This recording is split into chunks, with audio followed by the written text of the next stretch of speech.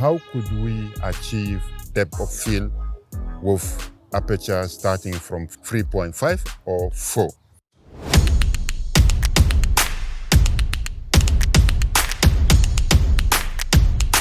Welcome to Camera Tips and Tricks. I am Kolbasia.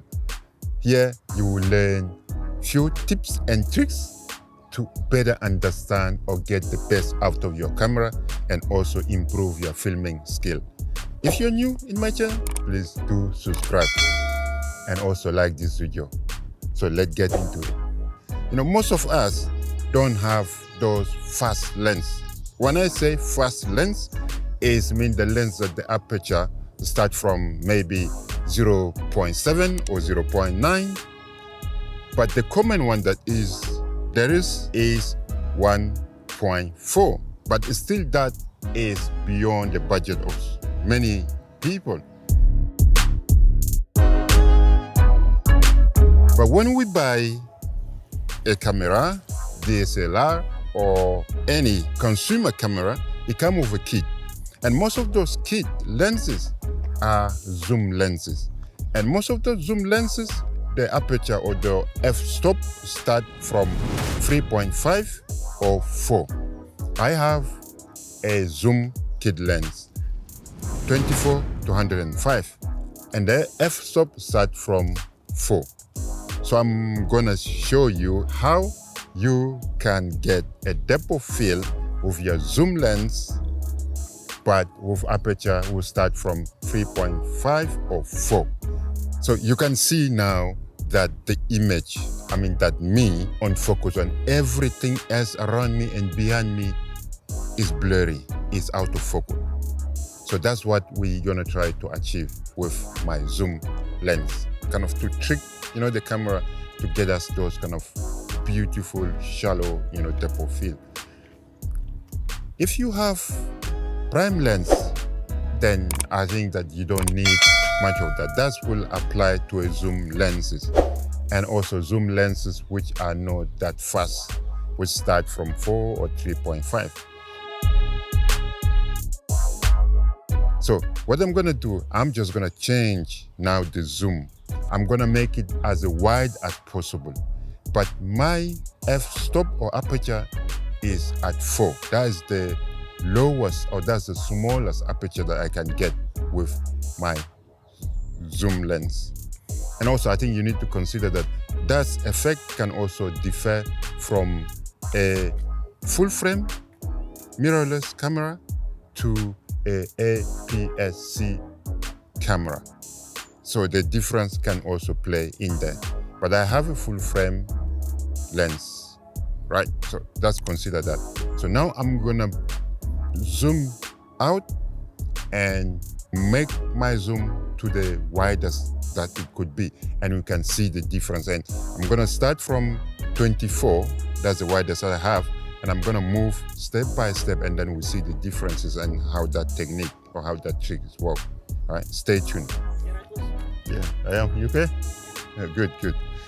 So you can see I put the lens to its widest, like 24. Do you see the difference? How almost everything, that the f-stop is at 4. Can you see how almost everything is on focus?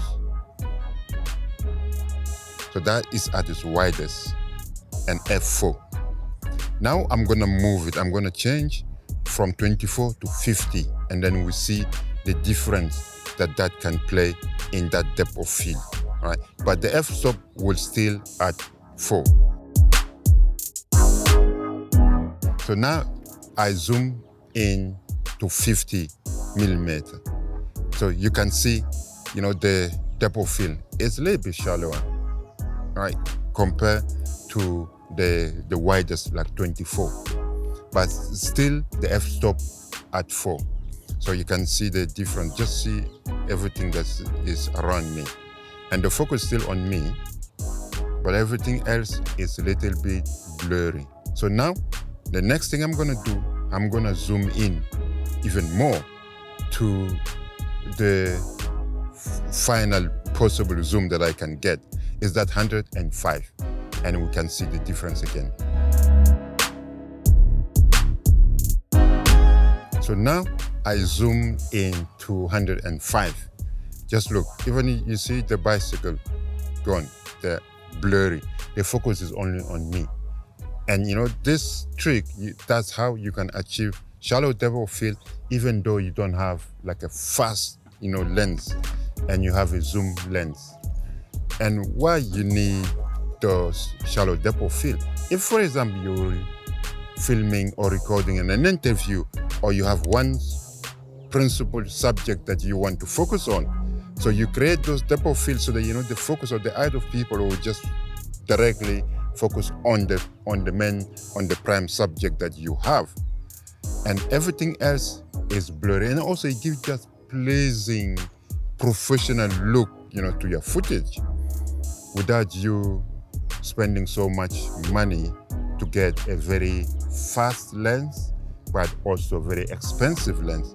And those trick most of the time can achieve with a prime lens or with full frame cameras or with a very fast zoom lens, because there's a zoom lens which starts from f2 or f2.8.